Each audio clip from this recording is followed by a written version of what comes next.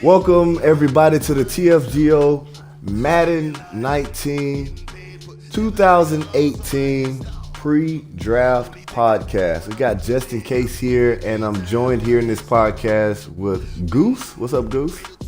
Not much. And I also have Travis here. What's up, Travis? What's up? All right, so we are here doing this podcast, and we're going to get right to it. Last season was really interesting.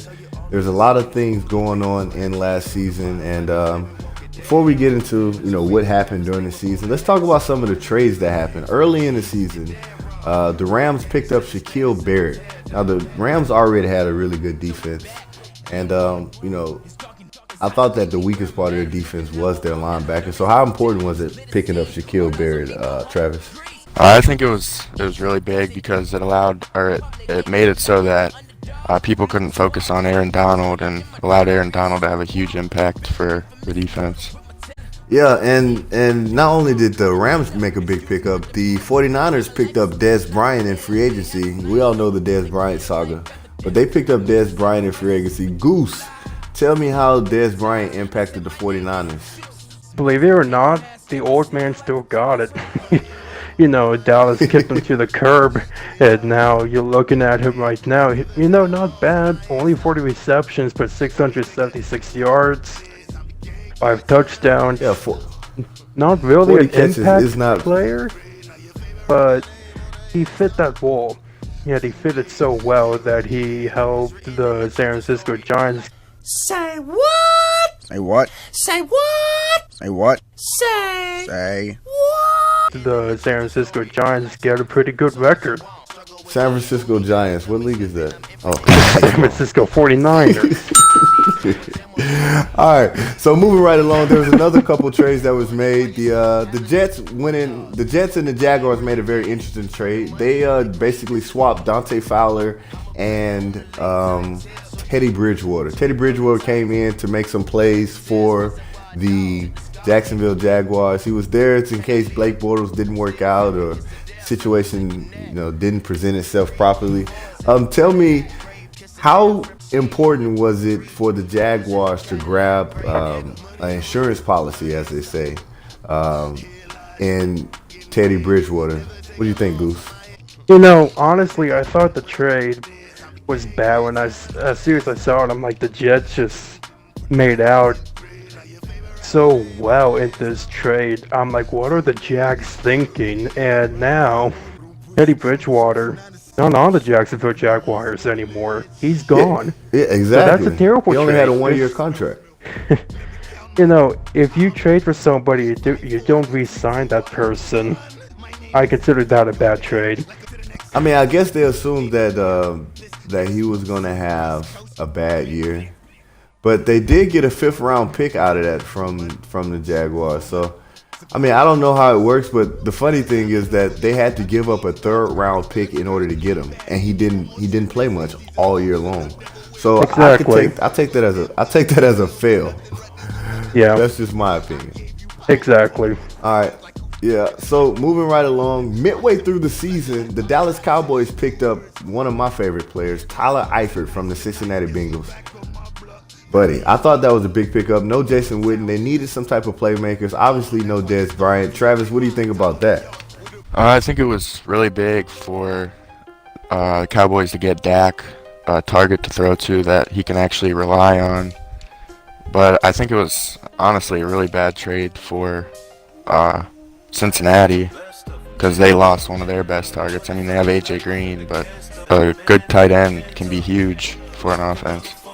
Yeah, that was a big thing for the Bengals, and the Bengals end up having not such a great season. We'll get into that coming up here in just a moment. But Tyler Eifert did lead the Cowboys in receptions last season. So I think that it worked out for the Cowboys, and receiving yards, 775 receiving yards. So I think it worked out for them. There's one note I'd like to make here real quick. As the reporter for the Redskins, I know that Tyler Eifert really annoyed the Redskins coaching staff because he embarrassed the Redskins.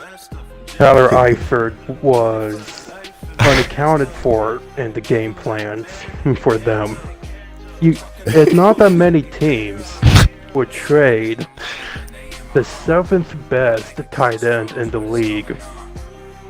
Why would the Bengals do that? Yeah, he's up there. I mean, I would put him in the top 5. I would say that he's one of the top 5 tight ends in the league with his ability to catch the ball and run block. I mean, he's a poor man's Gronkowski, is what I like to call him. The thing we have to keep in mind, though, is that he was getting injured a lot, so... Yeah. Didn't play much last season, so yeah, that is a big deal. And yeah, could have played an impact on them wanting to make that move. And I guess going younger at the tight end with Tyler Kroft taking over as the tight end for the Bengals. All right, so moving right along, one other big trade that was taken is probably the biggest trade and probably, I think, the most impactful trade, maybe not now, but just moving forward. Mark Ingram. Mark Ingram was sent to the Indianapolis Colts, and the Colts had no running game to speak of before Mark Ingram got there. Travis, tell me, what do you think about Mark Ingram going over to the Colts? How do you think that affected them? Well, it gave him a much-needed threat out of the backfield.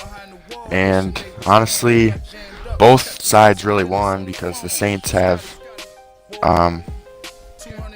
Kamara still, and they ended up getting something out of Ingram, who probably wasn't going to play much. So I think it was a win for both sides. It was Mark Ingram, and they just gave up a 3rd-round pick to get him. I think that was a pretty good deal. Mark Ingram is getting a little older at the running back position. So you worry that age might creep up on him. But, yeah, I mean, I think it was a pretty good thing for what they had. And the Colts are in a win-now mode. So I think that is something that they probably had to do once they found out that he was available. Yeah, definitely. And some people were just waiting for the opportunity. Josh Allen came in and basically showed everybody why he was a first-round talent. Coming out of Wyoming, people didn't really know much about him, but Buffalo really got a steal there and taking him early there in the 1st round and getting rid of Tyrod Taylor and moving him over to the Browns. Well, I guess it worked out for them. Moving over to the NFC, we're going to start with the NFC North. The Packers finished 13-3, Vikings 5-11, Bears 5-11, Lions 0-16. Not the first time that's happened to them. Moving over to the NFC South, the Saints were 8-8, the Panthers 6-10, Buccaneers 4-12, Falcons 3-13. NFC East, the Eagles are 14-2, the Giants 10-6, the Cowboys 9-7, the Redskins 6-10. And in the NFC West, you had the Rams 13-3, the 49ers 13-3, the Seahawks 12-4, and the Cardinals 7-9. Goose, tell me, what's your biggest takeaways from the NFC this year? I think my biggest takeaway is somehow the Falcons fell from grace, from this team that was really good. Matt Ryan just showed his true colors this season. He was bad, for a lack of simpler terms. I guess well, that we've all is been the saying simplest it, term. man. Matt Ryan's not elite. We've all been saying it, and this year he finally showed us that he wasn't elite. Plus, they had some injuries as well. Unlucky, unfortunate, and Matt Ryan he's on the hot seat. On the hot seat. Yeah, okay, Travis, what do you think is your biggest takeaways from the NFC? I'm surprised about the Lions going 0-16. I mean, you can never expect, or you never know what to expect from Matt Stafford and the Detroit Lions, but going 0-16 again was a surprise to me.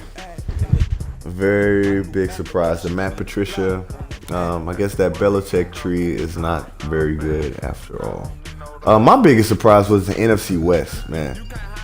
13-3, 13-3, 12-4. The 49ers with Jimmy Garoppolo. The Rams, I mean, we all had a good idea the Rams were going to be pretty good. The Seahawks, though, I mean, losing most of their defense, the Legion of Boom is gone to the Legion of Doom.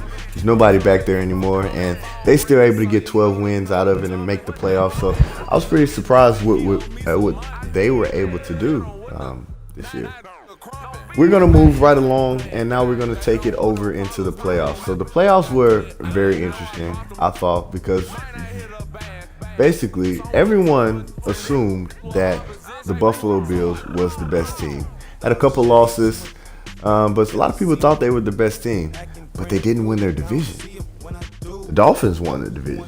So with the Dolphins winning the division, you knew that in order for the Buffalo Bills to reach the goal or the expectations that everyone expected of them, the road would go through Miami. All right, so we're going to tell you, or I'm going to tell you, what happened in the playoffs, and we're going to get a little bit of feedback. Hey, don't feel free to you guys to tell me what you think about these playoff matchups as we go through what happened. Obviously, we know the Ravens went undefeated, and they were able to get a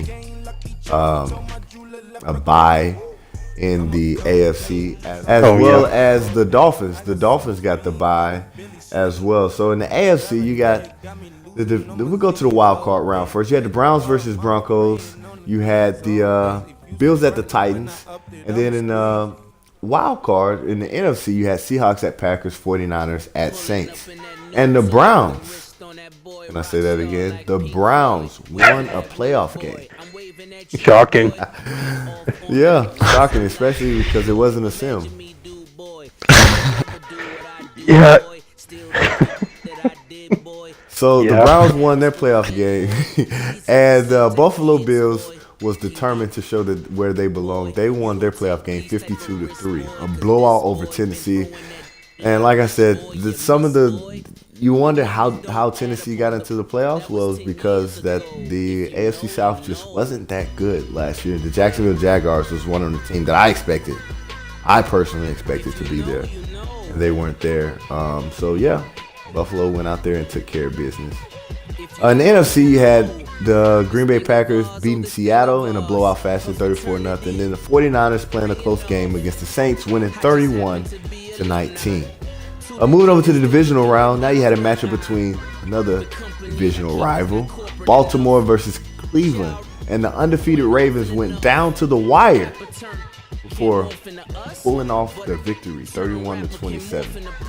And the 49ers went to play against the Philadelphia Eagles, who had a bye in the NFC, and they really handed it to the Eagles, who had some tough games at the end of the season. Started off really good. End of the season, they weren't able to pull everything together and lost 27-3 in this game. Something happened. There had to be some type of fight in the locker room. Coaches, I don't know, something happened. Maybe a Delonte West, LeBron James situation. I think what might have happened was that the bye gave them so much confidence that they were just waiting for their opponent to come into their stadium, and that fan base was ready for a win. Everybody was already counted as a win, and they just they let them beat them. Simple as that. Yeah, they weren't able to do anything, only putting up 3 points. It just seems like Philadelphia just looked right over San Francisco and was looking towards the NFC Championship.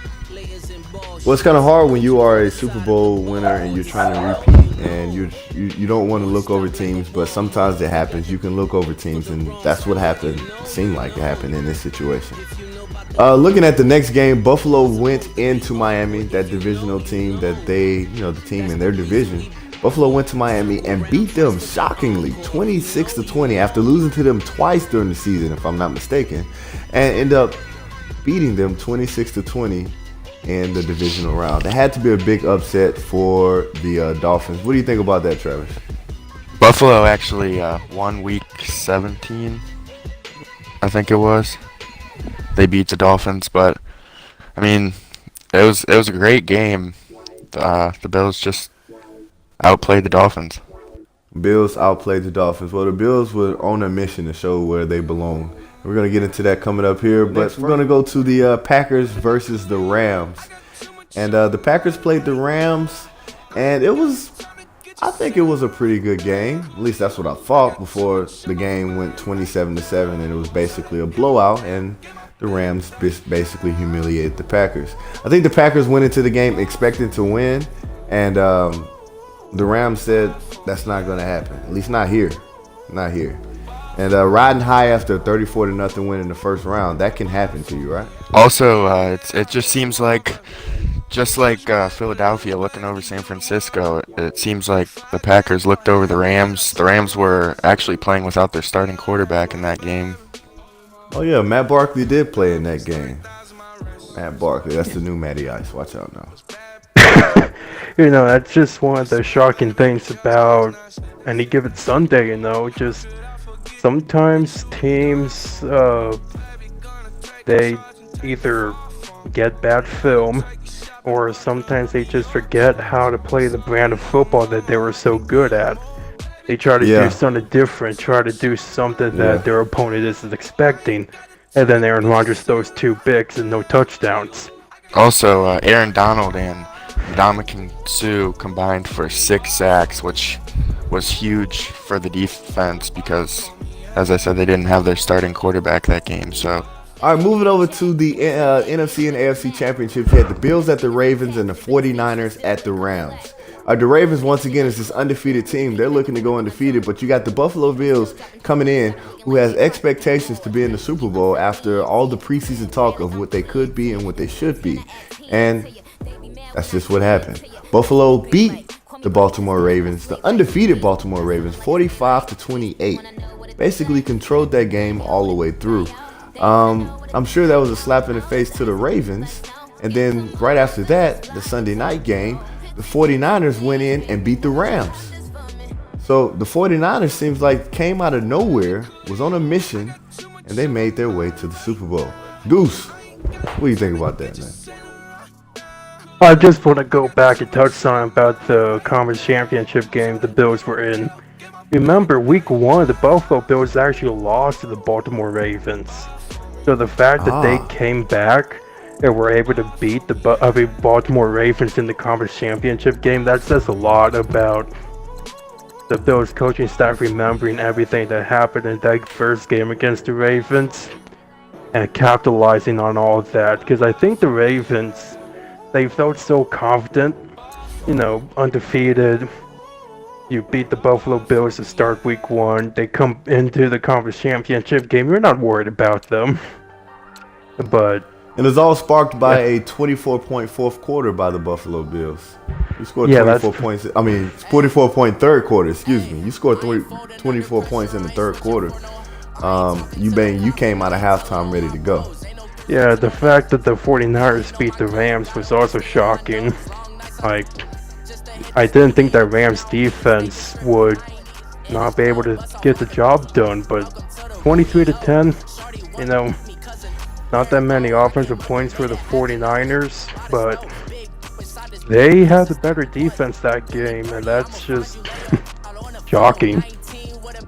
Well, the big problem in that game was that the Rams weren't able to get any pass rush. I mean, 1 sack in the game, Aaron Donald, but 1 sack the entire game for that Rams defense, and they live and die by that sack. They led the league in sacks this past season with 75.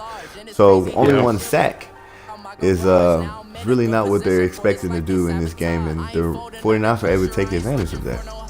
Yeah, that's really bad, but you know, all that did matter because the 49ers came into the Super Bowl and lost. So lost in the Super Bowl, 38-24 to the Buffalo Bills. Was a great game on both accounts. I felt like, even though it was a 2-touchdown game, I felt like personally that game could have went either way. There were some things that happened in the game that were able to get, you know, Buffalo to win. But I mean, Josh Allen threw 3 interceptions in that game. That did happen. So I think that mostly it was 2 good teams playing against each other, and you know, trying to figure out how they can beat the other team. Yeah, I mean, you can't you can't let your opponent score 14 points in the fourth quarter. You know, especially in the Super Bowl, your defense is exhausted by that point. And Travis, tell me, I mean, the Super Bowl MVP, if you didn't know, was Jerry Hughes. He had 4 big sacks in the game. Tell me how those 4 sacks could have impacted what the 49ers wanted to do with Jimmy Garoppolo. Well, the 49ers have a great passing game, and if Jimmy Garoppolo has to constantly worry about Jerry Hughes bringing him down, it can affect his decision making, and he'll have to make his reads much faster, and that could have resulted in his interception that he threw. Yeah, definitely. I'm sure it did. So we're going to take a break here real quick, and we'll be right back, but stick around. Hey, come on, man.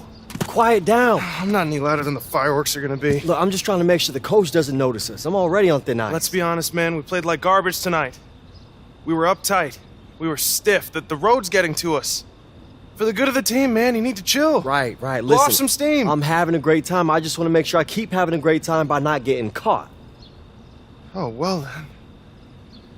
Here's a big old double shot of good time right here. I'll light one end, you light the other. Amen. Let's not hit the bus. 5, 4, 3, 2, 1. I told you. Oh, I think I'm in love. Oh, man. Oh, man. Oh. Howie? Yo, Howie? Oh. Howie. Yeah, I think it's time we, Yeah, we're inside. Okay, let's just say that this didn't happen. What didn't happen? Nothing happened. Run! All right, everybody, listen up, listen up. Unfortunately, the fire department says the cause of this fire was most likely fireworks. Some kind of projectile. Pow! Okay, and I'm especially bummed because I lost all my cool clothes in the fire. Now the fire department has to go inside the building and make sure it's all safe for us before we return. And guess what? That's time we don't have. That might take all night. Howie. Huh? Well, yeah. Yeah? Did you go to the drugstore? No. Get those breathing strips like I told you? No. I mean, yeah, yes. Breathing clear, sir. All right, good hustle. Thanks, Coach. The rest of you guys are gonna hustle onto the bus, and I'm gonna try to figure out who started this fire! What kind of basketball team burns down their own hotel? Onto the bus. All right, so we are back, and we're here joined by the Super Bowl champion Buffalo Bills GM Hawking Regime. How you doing, Hawking? Doing phenomenal right now. Doing phenomenal, Justin. Hey, congratulations on the season that you had last year. We got our guys here. They want to ask you a few questions. You don't mind that, do you? No, absolutely not. It's a phenomenal season. Just ready to get on to season number 2 and gonna have a good time right now. So looking at what happened at the Super Bowl, how were the Buffalo Bills, your team, able to rebound after Josh Allen threw 3 interceptions that game? Well, I think early on in the game, just a little bit jitters for this team. This is a franchise that for a long time, has struggled to go out there and win a Super Bowl championship. The tragedy of the 90s, losing 4 consecutive Super Bowls. I think that might have been in the back of the minds of players like Josh Allen, having to deal with so much pressure for, an entire city really on his shoulders. So I think that added a lot of pressure to the moment in time, especially in the first quarter, throwing 2 picks. And then from there, I think it was pretty much easy going. The third interception was kind of a glorified punt, in my opinion. So I think he did a good job managing the game after the first quarter. And fortunately, the game isn't won in the first quarter, so we were able to rebound from that and go out there and get that Super Bowl championship. Looking at the big picture here, can you tell us what your plans are on for the off season, or do you kind of want to keep that a secret? Well, I mean, the plans for the off season are just to continue to get better, with new talent. I think this is a year in the past year, the first year of the TFGO League in season number 1, where it's definitely an adjustment period. I think for everybody, it's a new season, it's a new franchise, and it's a new amount of players you need to get used to, and a new scheme. We're gonna still have a new scheme that we're gonna implement this year on the offensive side of the football, but really I think a new scheme. You just won the Super Bowl. How you gonna put a new scheme in? This man is always making moves. That's why they're Super Bowl champions. I mean, you can't stay in the same dimension throughout the entirety of the process. You gotta flip things around a little bit, shake things up, adding some new personnel. Got to make some adjustments, make some new changes to the offense because I just feel like it's necessary. People are always going to try to adjust to what you do best. So, I feel like I've learned that firsthand from my Seattle Seahawks in real life. Just watching them run the same scheme year in, year out, and then eventually, you just kind of fall into a pit because you're stuck. You don't have that talent anymore. So every year you have to make adjustments. I kind of compare it to what Belichick and the Patriots do in real life. You never see them kind of stick with the exact same thing. They're always kind of moving pieces around. You don't want to stay in one area too long. So I have that same mentality in a lot of ways for the following season, which is season number 2 right now. So, with all that being said, can we expect another Super Bowl appearance? I mean,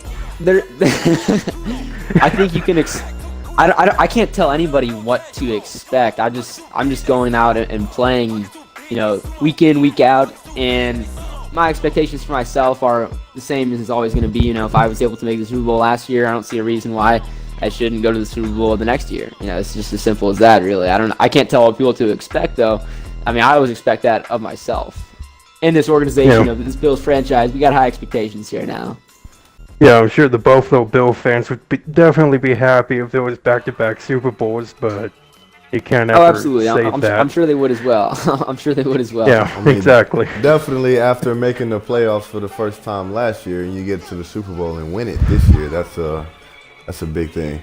Hey, thanks for joining us. Do you have anything that you would like to add before we let you go? I would like to add that I think some of the free agent acquisitions going on right now are some very interesting moves. I would like to give a shout out to Marcus, the commissioner of the league, aka that franchise guy, the Packers owner, because I think he did a phenomenal job stealing KJ Wright away from my grasp, which I badly wanted to add to my defense, a former Seahawk. And, I think Marcus has high expectations, but he always chokes in the playoffs. I don't expect him to do much with the talent that he has developed on the defensive side of the football. But, we'll see how it pans out for him. He always has high expectations. You have to respect that about Marcus. Very optimistic guy when it comes to his Packers. Yeah. All right, man. We'll make sure not to tell him any of that. I appreciate it. Hey, I sincerely appreciate it. All right, thanks for coming in, man. Good luck next season. Thank you. No, bad luck. All right. All right, we'll take a quick break. Oh! Shaq? Shaq, what you doing in my house, man? Face thy unexpected when the unexpected of thy face is not to be faced. Face the nation, face the planet, faces of the face of the face. What? Okay, I have no idea what any of that means. Are you speaking English right now? Do you need some help? How did you get in here, man? I just got it off Google. Don't worry about how I got in here. Okay, look, Shaq, Oh, are you scared right now? Do I sense fear? I mean, yeah, you break into my house, First man. of all, I didn't break in. And snitches do get stitches, but Spinelli let me in, but you don't know that. Spinelli let you in? Don't worry about all that right now.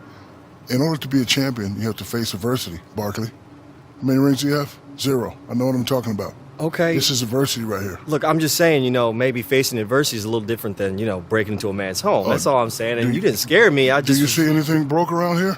Neither do I. So it's really not breaking and entering, buddy. Learn your laws, buddy. I didn't break anything.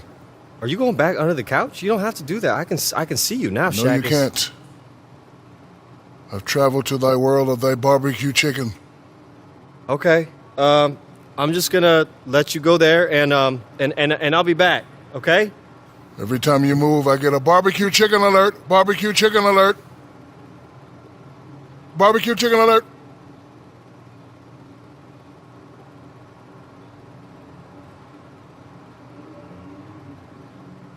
So now we're here with the GM of the Dallas Cowboys, everyone's beloved Dallas Cowboys, America's team, Dallas Cowboys. We got Jay here. How you doing, Jay?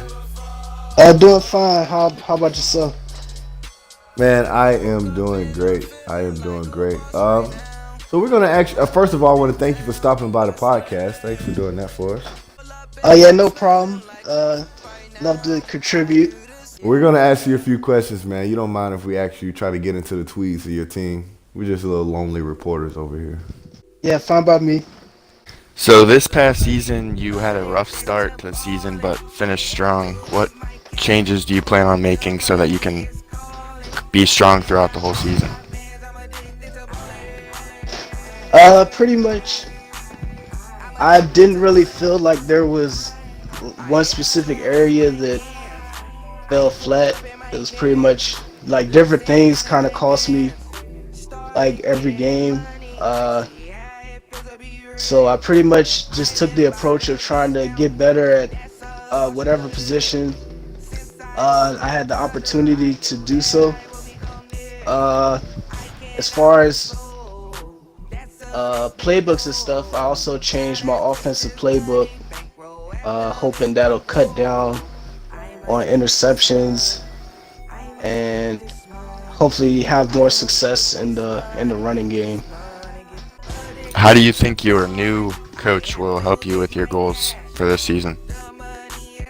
I'll say mainly a new I guess focus on defense and kind of focusing on the run. I feel like I kind of got away from that last year. Like I said, changing obviously Garrett is an offensive mind. Scott Linehan was the coordinator there, and I felt like doing a clean sweep of the offense and kind of getting new talent in there as far as coaching staff, I think will help us to focus on running the football more, which hopefully means less interceptions. And besides that, just letting the defense do its thing. And hopefully I have a better season. Speaking of interceptions, how do you feel about having Dak Prescott as your franchise quarterback? I was actually, like, funny thing, I actually feel better about it now than I have over the course of the season, just because I feel like I said, I feel like this new scheme will help minimize kind of maximize Dak's talent as a runner, and also kind of focus a lot more on short passes versus having to throw the ball deep a lot, and hopefully also by improving the running game, I could keep the down and distance manageable. Looking at prospects in the draft, anybody you get there is pretty much going to be a project to a certain extent. So I felt like the best move is to stick with Dak and go from there. Last question. What are your plans this offseason so that you're able to pass up the Giants and Eagles to win your division? Let's see. I mean, honestly, as far as personnel, my offseason is already pretty much gone almost perfect. Made upgrades at defensive tackle, which I felt was the one glaring hole on the defense, and also got on offense I got Randall Cobb, which is a upgrade over Cole Beasley, so hoping that he kind of helps keep the chains moving. So like I said, I'm glad about how free agency has gone so far, and at this point I feel like as far as the draft, I could go for best player available, which is always a good position to be in. Hey, so before we let you go, I want to ask you a quick question, man. Looking at the tail end of your season, I mean the last 10 weeks ago, you lost to one team, but you lost to that one team. You lost to them twice. My question to you is, what are you going to do to beat the Eagles and supplant them and win the division next year? Because I know you got the Giants and you got the Redskins, but the way you ended that season, if you play next year the way you ended that season, you could find yourself in a great position for next year. But how can you beat the Eagles? I really think a lot of it comes down to execution, and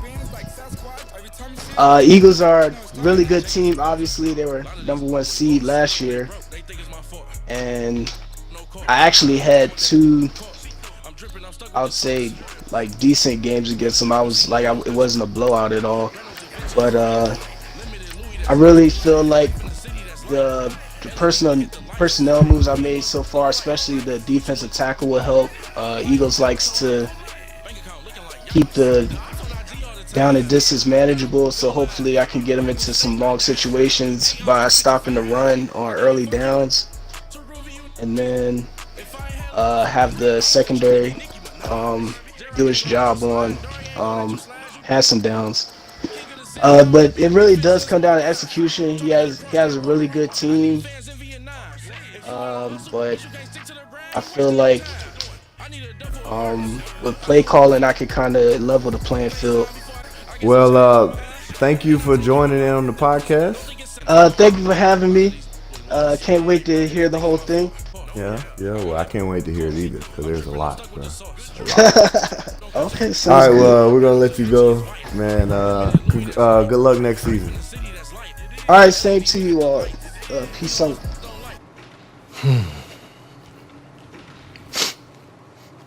What is that?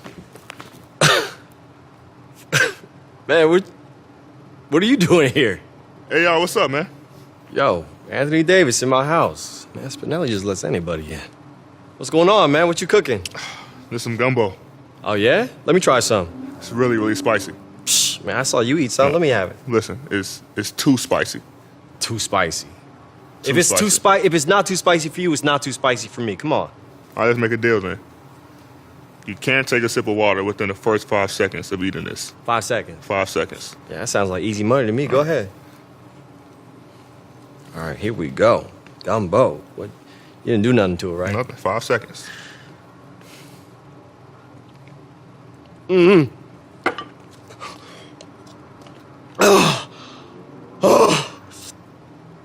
Oh, okay. Tried to tell you. That was delicious. But ouch. I warned you. Woo! Just tried to help you. Oh, okay, so what did I lose? What was the bet? Don't worry. I'll get you when you least expect it. When I least expect. All right. In the meantime, I'm building my tolerance. Man, this must be what gave him that unibrow. Whew. Gumbo. Isn't there anybody man enough to go on out there? Oh, guess not. Come on in, Chalky. Looks like we're gonna have to forfeit the... Wait, Coach. I'll go in.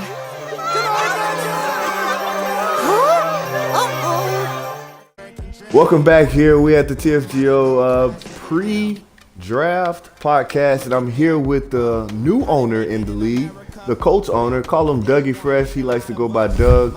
How you doing? I'm doing good.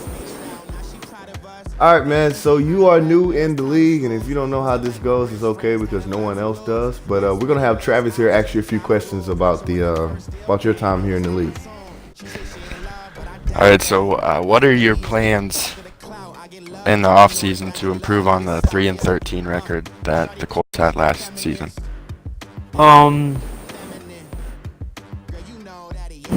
I mean, I plan to boost this defense. Defense is pretty horrible. I plan to work on that secondary and get some pass rushers, especially from the interior, and work on run defense. So it's just basically defense, because we already got Andrew Luck. Andrew Luck is Andrew Luck, so... How do you plan on improving your pass offense after it struggled greatly last season? Yeah, I think that was just bad coaching and bad play calling. I think that me coming in as the new head coach or slash GM will fix that issue automatically. I think Andrew Luck, he needs somebody that could actually work with him and get him throwing the football the way he's supposed to. Are you planning on doing anything different to protect Andrew Luck after he's had injuries all throughout his career?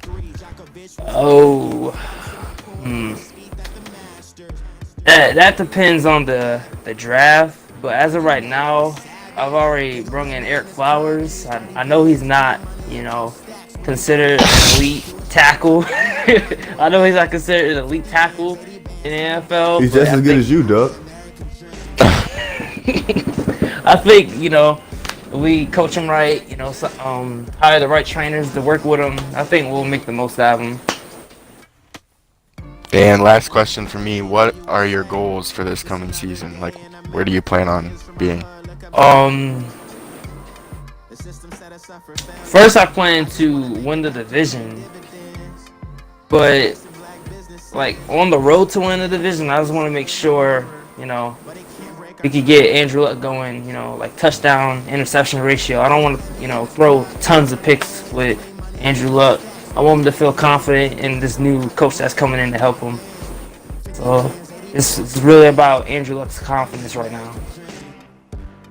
Gotcha. Good luck this season. Thank you. Hey, Doug, before I let you go, man, I can't leave here without asking you this question. All right. There's this lore about Doug. When I mention Doug, if I mention Doug in a chat, if I mention Doug in a party, if I mention Doug walking down the fucking street, everybody's like, yo, you got to have that dude, man. That dude is like 1 in a million.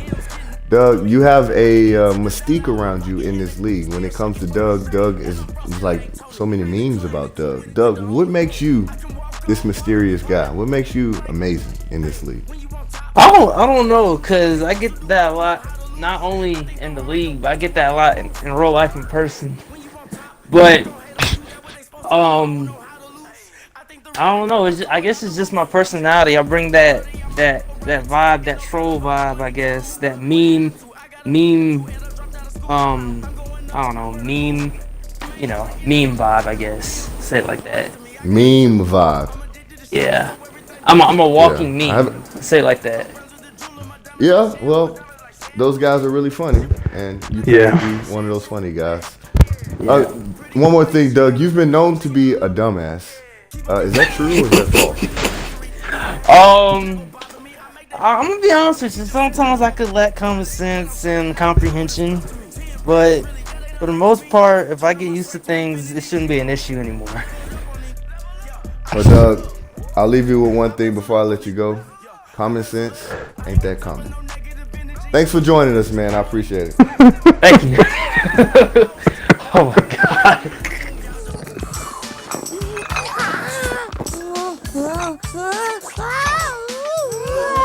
Doug, are you all right? All right, guys. Just about to wrap it up here, and before we finish up, I just wanted to give you guys an opportunity, give you the floor, let you talk, whatever you want to say, get it out there before we finish up. And I'll start with you, Goose. I think the biggest thing we can take away from so far is that teams are going to have to do a lot if they want to compete with the Buffalo Bills. That's not a sentence I thought I would ever say. Like, the Buffalo Bills have always been this team of devastation and not really ever getting there. Not as much as the Cleveland Browns, but to an extent where nobody ever thought they would ever do anything like this. And they won the Super Bowl very handedly. They came in through the wild card and did all these great things and proved to everybody that they belong. Now the biggest thing is, can those other teams stop him? I don't think so.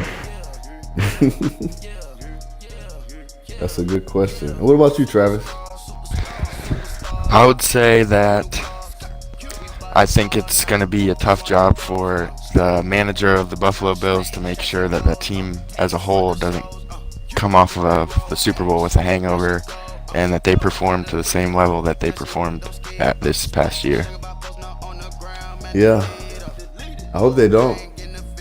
Same. Because there's some other teams out there that I know firsthand that might be looking to make some things happen. Hey guys, it's been really great. I want to thank you for being a part of this podcast. And for Travis, for Goose, just in case. Thank you. Hey, just in case here, and I hope you liked that video. And if you did, don't forget to click that like. And if you're new to the channel, go ahead and subscribe to the channel, as more videos like this will be coming in the future. Alright, once again, thanks for watching. And like I said, it's just in case.